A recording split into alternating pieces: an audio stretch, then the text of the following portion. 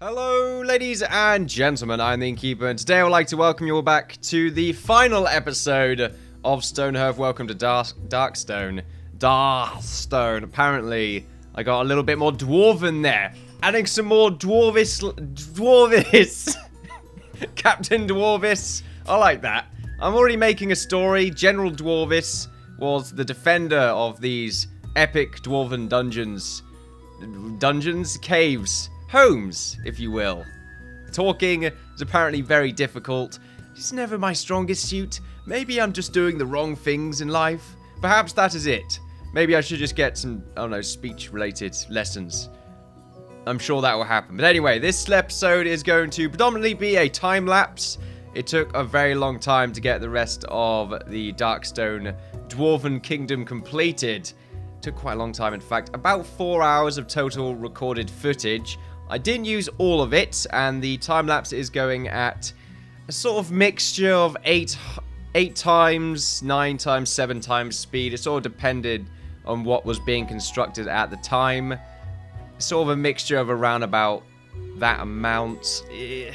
Some people are going to find it a bit disorientating. Some aren't really going to find it. I think it's alright. It's going at a speed that I find to be quite comfortable, but some won't. I can't please everyone, but don't worry. For those people that don't really care too much about watching a time-lapse anyway, there is a outro overview that I have done in-game of just sort of looking over everything that I have constructed. So if you don't really care about all this, then just go to the 25-minute mark, and it's all right there. So it's a very long video, but most of it is just time-lapse stuff for those people that really enjoy just sort of watching the creation stages, just looking at all the little things that have been done, and some that might have the ability to analyze what I've been doing at such an incredible speed.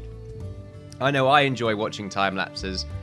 It's just, you know, it's oddly therapeutic. It's kind of cool to just see the creative process unwind in, well, it won't take you 4 hours to watch an entire video of me building in silence.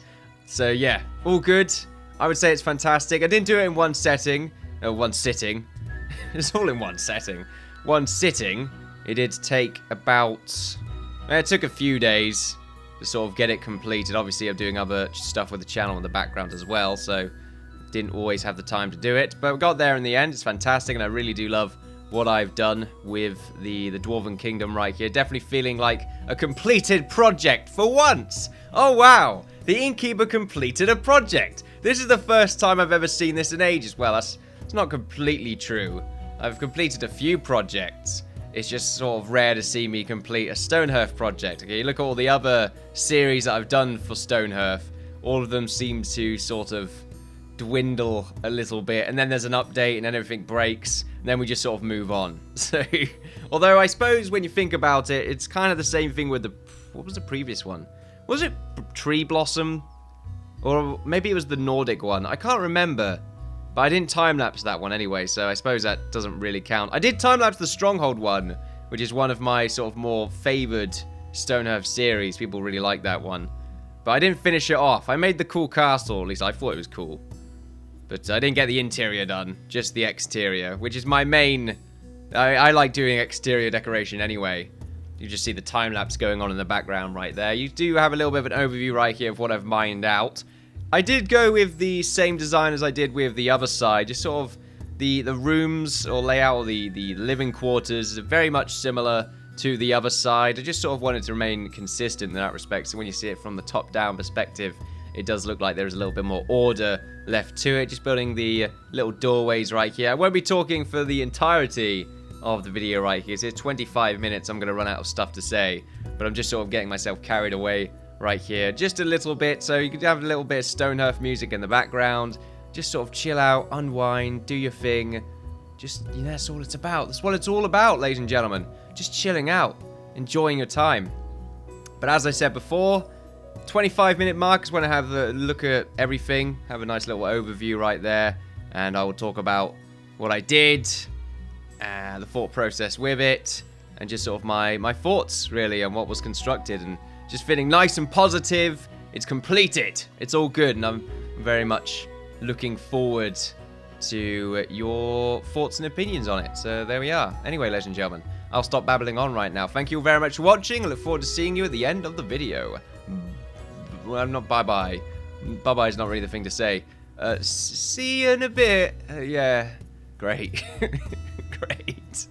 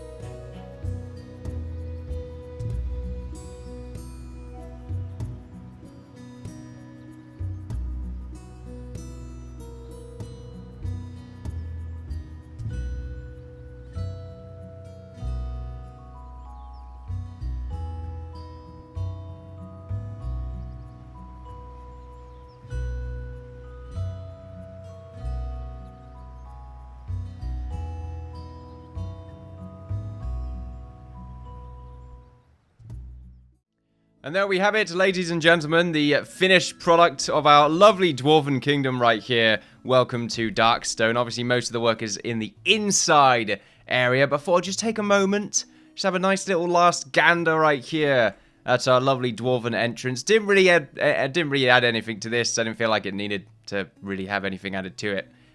It's just so good. Of course, we didn't really use this little spot because, of course, we can't, because the game just sort of goes to hell. I suppose I could have spawned them in or something. I just sort of leave it where it is. It feels more genuine, I suppose. I don't know. But there we are. I do like these Dwarven statues. I did try to incorporate them in the main design, but, you know, you all saw the time-lapse, so you all know what you're going to see. But this is just sort of a live me talking, looking through everything that we constructed right here. I do really like the throne. I thought I did a very good job with that. Obviously, trying to keep the sort of separate sides right here of the sort of economy-based sort of a clan, as it were, versus the sort of more warlike variant that we have on this side right here. The bedrooms are very similar. I sort of wanted to remain quite consistent with the bedroom shape and sort of the way that we are designing the layout of our Dwarven kingdom right here. It's not a massive kingdom, but it has everything that they need. Of course, this bit right here just sort of exaggerating, I suppose, the wealth of the dwarves that we have right here. We just have a look around. Just gonna get rid of the X-ray mode, just so you can get sort of a good view of everything right here. So, of course, we do have ourselves the throne for whoever is the ruler of the dwarves right here. Of course, there must be one. It's a shame I don't have a bunch of coins. I could have just thrown a bunch of coins around. What I could have done, in fact, was get a bunch of stockpiles and just had gold put on them. So you just put gold everywhere. Of course, that would take a lot of time, and the game does lag out after about 30 seconds of playing around with it. So, excuse me, we'll just sort of leave it at that. If I put it on for a second, some of the lights will come on. It's not nighttime, unfortunately. Should really wait until nighttime, but we've got quite some time left until that actually becomes a thing. Maybe I can change it in the console commands. I don't really know what's change. There is a list that appears. Apparently nothing is for change. Night. I am the night, apparently. No. The night is not the thing, but there we are. It's a bit of a shame, 'cause otherwise we could have all these torches on. But oh well, that's fine. It does look fantastic, though. I do like these pillars right here as well. It's slightly different on the top. On the bottom right here, I believe it's, as you can see, it's sort of arches, I suppose, or there's little holes in the sort of darker brick right here. But on the top part right here, there is a slight separation of 2 blocks between the gaps. So it's a slight difference. I made that difference. It took a while for me to decide, oh, should I do it probably fully symmetrically, or should I have this part slightly higher up? I decided to make this slightly higher up. It still looks pretty good, I would say. It does make the top part a little bit more heavy, I suppose. But it's a nice little stabilization point. Of course, looking at it from this perspective, it looks a bit weird. Of course, if you look at it from the non-X-ray view, you can actually see that it is keeping the rocks up. It's a bit flat on the top. I didn't really do much design on the top part because I didn't feel like it really needed it. It just felt like a waste of effort at that point, so I didn't bother with that. And of course, we do have quite a large number of these fountains just sort of chilling out right here. I did get the... Oh, I didn't spawn it in. Okay. We should get that spawned in. There we go. I did get the wall done on this side. Just get them both done. No, get cost. Why would I want to get cost? There we go. Get the cost, apparently. But there we are. We have these walls just sort of spawned in right here, which is fantastic. Not spawned in, I made them. But obviously the Dwarflings couldn't build it, because they can't build any of this stuff. It's too awkwardly positioned on the inside of a cave. And as we've learned in the past, they can't build anything that's near other sort of natural blocks, as say, the naturally spawned blocks. But there we are. We've already seen this part. We did build it during the series. That's fine. This side is all new. I do really like the feasting hall. If you just sort of go in from this perspective. Of course, it looks much nicer with all the lights on. We got some lights on it here, though. For some reason, these mason pedestals always are lit up. It's a bit weird. But there we are. We got some of these skulls, sort of goblin honor tokens going around some of these pillars right here, or braziers. I do think they look quite nice. And then, of course, the little gong right there. The gong of war, as it were. It's a really cool-looking feasting hall. I quite like it. If we just go back into X-ray mode right there. We've got these stabilizers in here as well. These pillars. They're just helping to take up a little bit more space. They do arch ever so slightly right here. For some reason, this door has also not been spawned in. This is great. It's not working. Oh yeah, I forgot that these ones do need to be placed down. But that's fine. It's not the end of the world. We got our kitchen right here. Not the most amazing kitchen in the world. It was slightly rushed, I suppose. I just didn't really have much of an idea of how to make a good-looking dwarven kitchen. Now, I didn't want to make it look modern, so we got some nice little sort of table sides and all that nice fun stuff, a fridge and a stove and all of that. No, just sort of some storage areas. Some of these benches right here, maybe there's ingredients on these and, you know, some plants growing. Why the hell not? Then we've got our forge. It's not really a forge, though. It's, you know, a place for the food to cook. And then logs for that. Some more tables to chop stuff on. And then just lots of storage areas, some pots. Maybe it's full of wine or something. Kegs. I don't know. Use your imagination. And then we have our sleeping quarters. Of course, it's annoying that I can't change these beds. Really, I should have used the hay beds, because unfortunately these have blue covers, which isn't great. So it means that maybe these beds have been handed over from the economy side. They've taken the economy class beds. I don't know why. But we have the rugs right here, the red rugs.